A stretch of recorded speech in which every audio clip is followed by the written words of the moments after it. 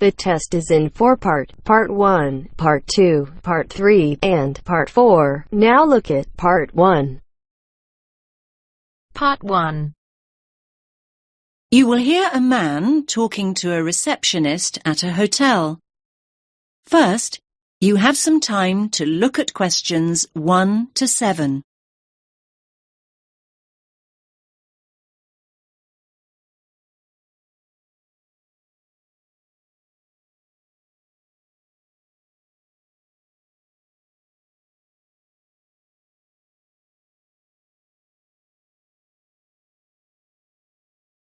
Listen carefully to the first part of the conversation and answer questions 1 to 7.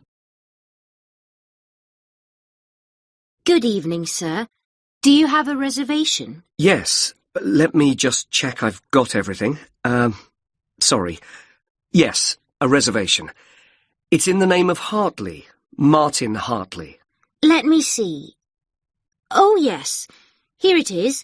That's for 3 nights. Yes, that's right. Do you need my passport? I just need to take the number as a form of ID. No problem. Now, can I just ask you to fill in this registration form, please? Actually, no. You see, I've broken my wrist. Yes, I noticed that. I'm afraid form filling is something I can't manage right now. Not without a lot of pain, anyway. Oh, dear. I'm sorry, sir.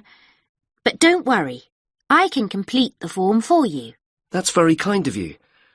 What do you need to know? Well, let's start with your name, of course. So that's Martin, Hartley. That's Hartley.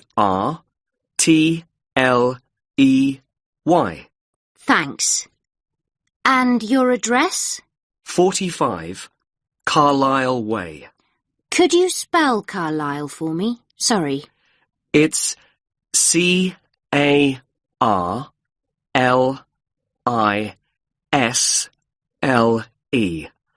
You don't pronounce the S. Carlisle Way. And that's in Lewes. Lewes. And is there a state? I don't think you have states in the UK. No, we have counties. It's East Sussex.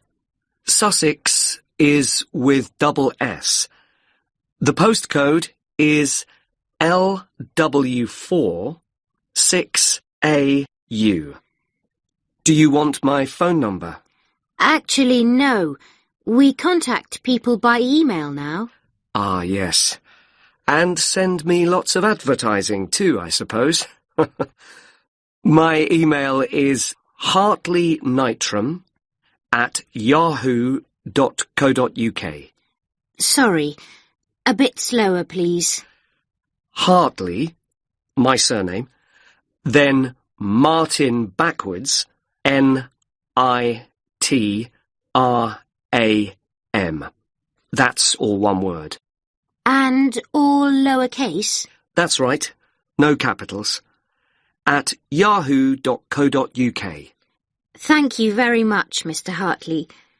And could you give me your passport now, please? Thanks. You can have that back now. And that's for 3 nights, so checking out on Sunday morning? OK. You're in room 16. That's on the first floor, overlooking the courtyard. Here's your key. Would you like somebody to take your bag? Now you have some time to look at questions 8 to 10.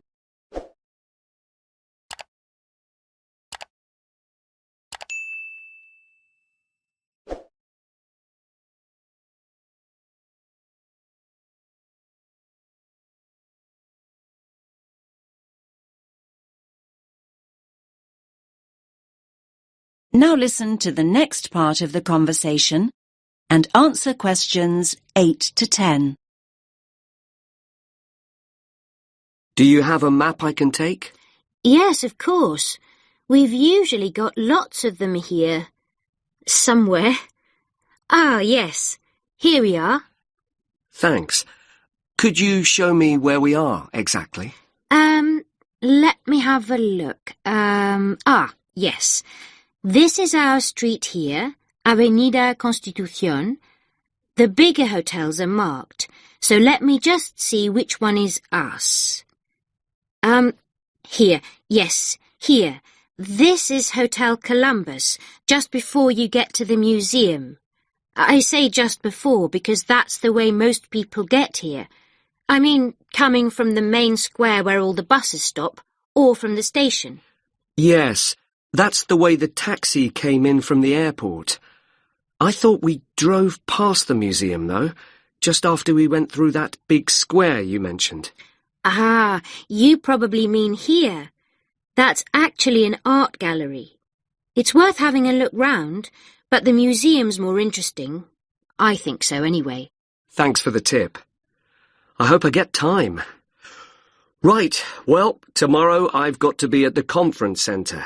They told me they'd put me in a hotel that wasn't too far away. Oh, yes. The conference centre's not too far at all. Let me see. Yes, down here. You can walk there in 7 or 8 minutes. Just cross over the road and go straight down this street here. That will take you towards the newer part of the city. Walk on for a couple of blocks, and then when you get here, you just have to go right a very short distance, and then you'll see the conference centre above the other buildings. It's quite big. I see. That all looks quite straightforward. Thanks very much. My pleasure. Have a nice evening, sir.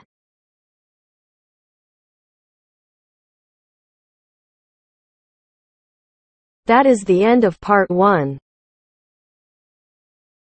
You now have half a minute to check your answers.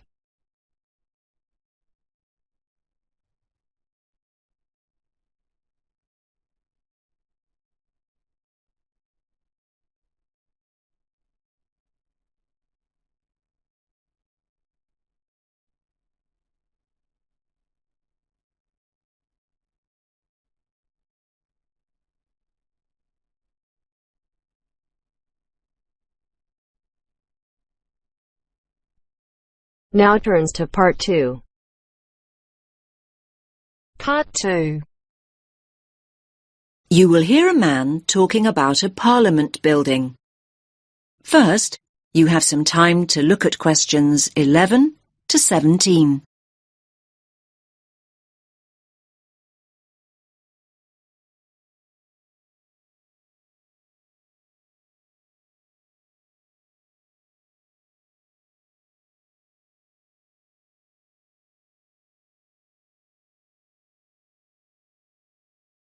Listen carefully to the first part of the talk and answer questions 11 to 17. Good morning, everyone. Can you all see and hear me? Good. Now, my name's Dan, and I'm your guide this morning for our tour of the New Zealand Parliament.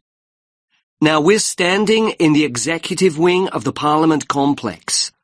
This is where all the government ministers have their offices and where the Prime Minister and the Cabinet meet. Now, most people here refer to this building as the Beehive, and no prizes for guessing why it's called the Beehive.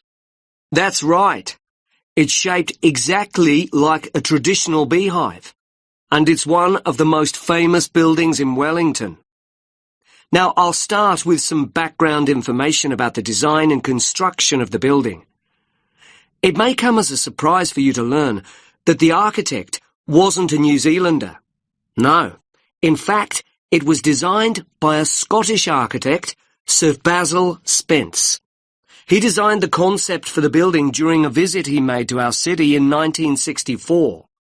His idea was that all the offices and rooms would radiate from a central core. Now, the Beehive was built in stages over 10 years. Construction began on building the underground car park and the basement at the end of the 1960s, in 1969. And over the next decade, the remaining floors were constructed. Yes, 1 decade later, in 1979, the first parliamentary offices moved in. Now, as you can see, the beehive is pretty high. In fact, it's 72 metres tall. It has 10 floors above ground and an additional 4 floors below. So that's a total of 14 floors altogether.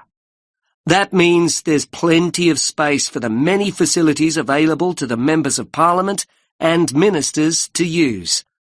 These include a small theatre and a television studio. Now, if you'd all just like to follow me, we can make our way inside the building itself. Now you have some time to look at questions 18 to 20.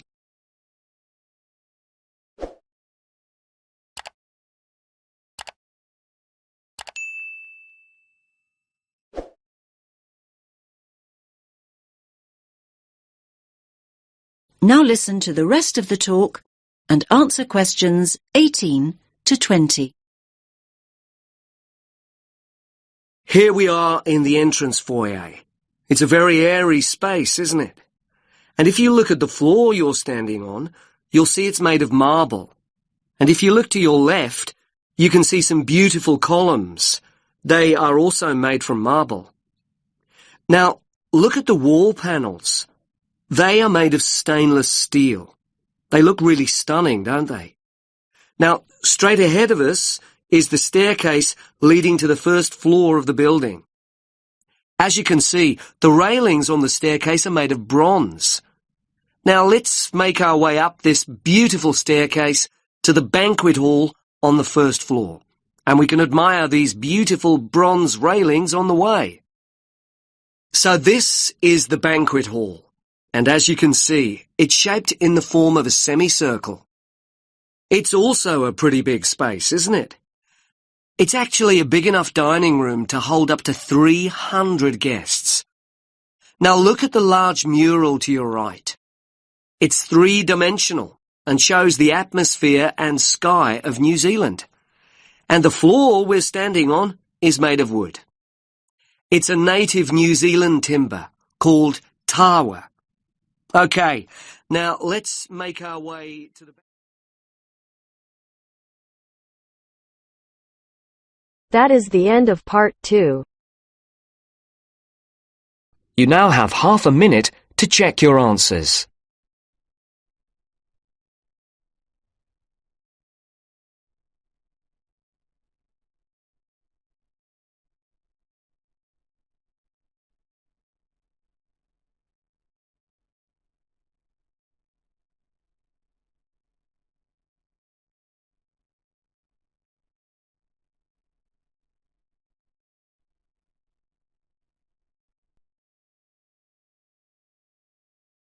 Now turns to part 3.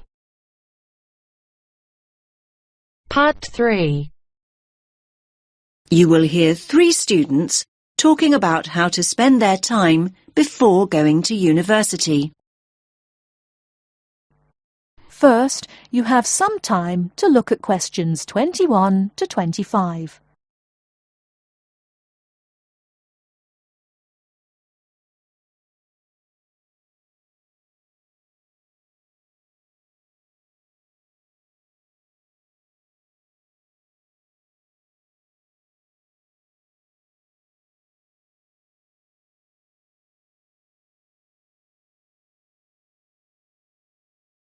Now, listen carefully and answer questions 21 to 25.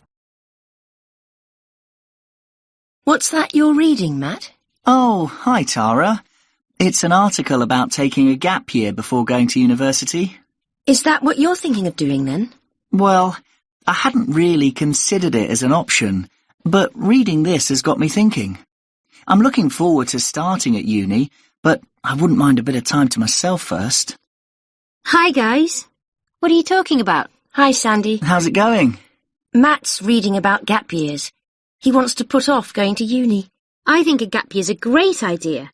I'm definitely thinking about it. Are you? What would you do with the year? Well, the programmes I've looked at involve volunteering of some kind. I wouldn't want to just go travelling for a year. I couldn't afford that anyway. The idea would be to work and help people, but more importantly, to grow up and come back knowing more about the world than I do now. Obviously, I'd choose somewhere hot and sunny. So, what exactly is volunteering? I mean, OK, I understand it means doing something for nothing, but what does it mean in terms of a gap year? Yeah, it means working with programs in countries where people need support or some kind of aid. I bet your mum and dad aren't quite as enthusiastic as you are about all this. On the contrary, they're really supportive. They can see all the pluses. They realise that I don't know exactly where I want to be in 10 years' time. They think it'll give me time to figure things out and not make decisions I might regret later. I think I'd be worried about how the university look at it, though. Don't you think it suggests you're just putting off studying? Definitely not. Our tutor told us that a lot of universities encourage students to take a gap year. They see a year away growing up and maturing as an asset. Students arrive in higher education with an extra year of life experience, depending on what you do with the time, obviously. Yes, I can see that tutors might like having a few well-travelled students around. I mean, ones that have a more developed perspective. I think they also appreciate that students who come back from a year away, doing something worthwhile, have a stronger sense of direction and a clearer idea of what they hope to achieve. They probably speak at least a few words of another language too. The most important thing for the unis is that students are motivated. So anyway, what does your article say about the options? Do they suggest where students should go on their gap year? You now have some time to look at questions 26 to 30.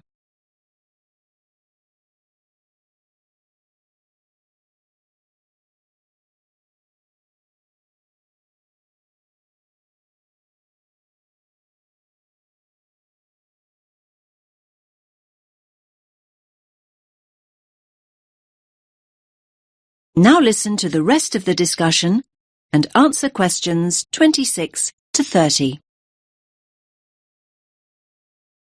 Well, apparently, Australia's the country where the highest percentage of students take a gap year, and it's the most popular destination for gap year students from other countries as well as Britain. I like the sound of a year in Australia. They say here that there are three main attractions: the abundance of great coast, beautiful beaches, learn to surf, all that stuff. Then there's the amount of time you can spend enjoying outdoor activities, like hiking and loads of sports. And thirdly, the cosmopolitan cities, especially Sydney, which apparently is awesome. It's a great country for young people because there's so much to do. Loads of adventure, and sunshine, obviously. Sounds good to me. Unfortunately, it says here the cost of getting there in the first place can be prohibitive. However you make your way there, it's expensive. Unless the bank of mum and dad help out, that is. Then, look, they also mention various places in Africa, but they single out Ghana. Students can get involved with the construction of new schools or teaching the kids that are already in them. That does sound really rewarding and interesting, I have to say. I guess there's a huge sense of achievement with something like that, and you get fantastic life experience from living in another culture. I think you pick up some real practical skills too. Skills you can bring back with you. Another place I really like the sound of is Nepal. What's the attraction there? Most of the volunteering involves teaching again, and it's that sense of achievement that people are after. They also say, let me read it, students are attracted by the simplicity of daily existence. I think they mean you have to spend a year without your computer and all the rest of it. It's all about going back to basics. So where do people stay? They live on farms or in mountain retreats. I'm not so sure I could manage that. I don't mind hard work, but I like a hot shower at the end of the day. Yeah, I imagine the food's not great either. They do actually say here that one of the things volunteers miss is good food choices. Anyway, there are plenty of other options. Why don't you read the rest of the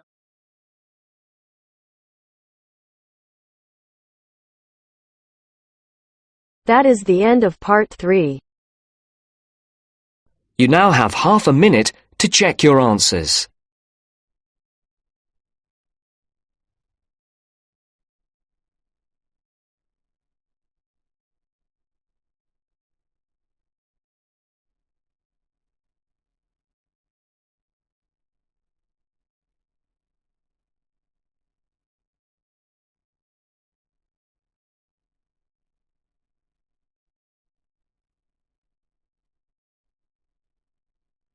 Now turns to part 4. Part 4. You will hear a woman talking about retail psychology. First, you have some time to look at questions 31 to 40.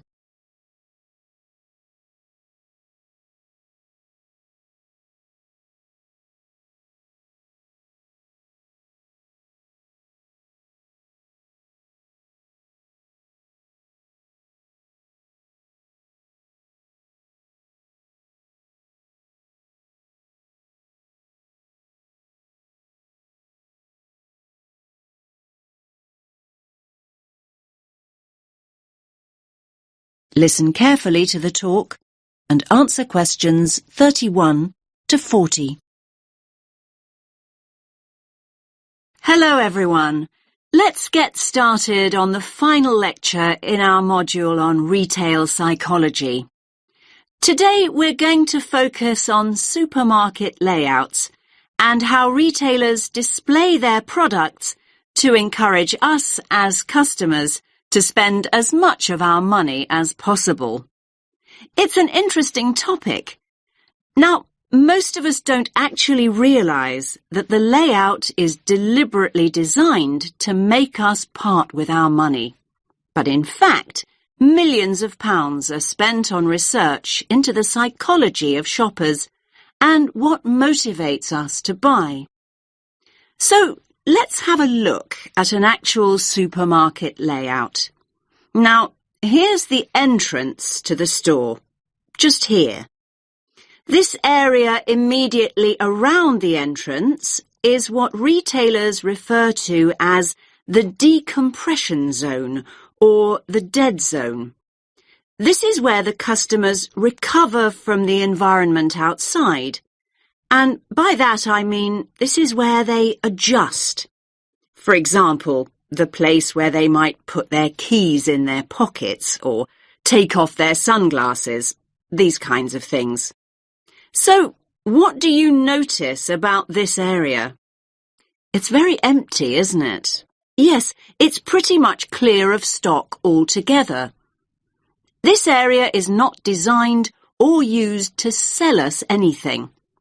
Basically, the supermarkets never put any merchandise here because they know that no one's ready to buy yet. However, the retailers want their customers to feel comfortable. If they're in a relaxed state of mind, they're much more likely to stay longer and spend money. Now, let's look back at the entrance again. Now, it's interesting, but we know that 3/4 of us look right, not left, when we go into a supermarket. So, 75% of people. This gives the supermarkets a great opportunity to hit us with promotions and offers. So, near the front door, you might also find what we call the dwell zone. The dwell zone is the area on the right-hand side by the front door where you are encouraged to relax and browse. You will usually find newspapers and flowers here to help you do exactly that. Moving on from the dwell zone, we come to the power aisle. Basically, it's the main route customers return to after venturing into nearby aisles. And so this is the area of the supermarket where the strongest offers are displayed. So, you might see a sign that reads barbecue time, and you'll see all the items you could possibly need for a barbecue. The charcoal, the sauces, the skewers and the drinks, everything you need, all in one place. Were you planning a barbecue before you went shopping? Do you even have a garden? Yes, the power aisle has a very powerful effect on sales, even though most of us don't even realize we are being sold to here.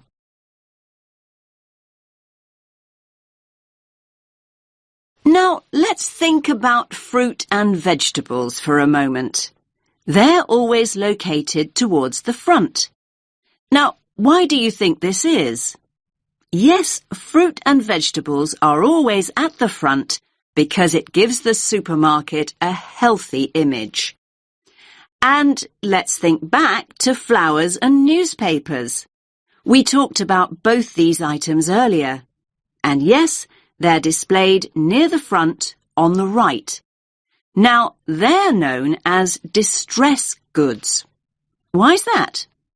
Well, these are the goods that we often buy in a hurry or on impulse. In other words, these are the items we didn't actually intend to buy at all. But the supermarkets want us to put them in our trolleys even before we start our proper shopping. Now, what about everyday items like bread or milk or cereals? They're always placed right at the back of the supermarket. Yes, in this area here. Again, this is a deliberate strategy by the supermarkets. Basically, they want us to walk through the whole store to get them in the hope we will buy other things on the way. That's why items like these are often called destination goods. Now, where products are placed on the shelves makes a real difference. We read shelves a bit like we read a book. Our eyes go from left to right. And they want you to focus on the more expensive items, so they place them at eye level. It's often quite hard to spot items like cheap tinned food. Why is that? Well, they're normally placed very low on the shelves. Basically, the supermarkets don't want the cheapest products to be the ones you see first. Finally, let's have a look at the checkout area here. Now, we all know that sweets are deliberately placed within the reach of children at the checkout. But all kinds of things are displayed at checkouts these days. In fact, supermarkets can change what's on offer almost by the hour. It's a quick and easy way for them to rotate their stock. So, if the sun comes out, the checkout is an ideal place to display sunglasses. And if it rains, umbrellas can be placed there instead. Now, does anyone have any questions?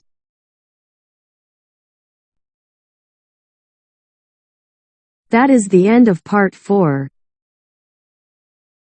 You now have half a minute to check your answers.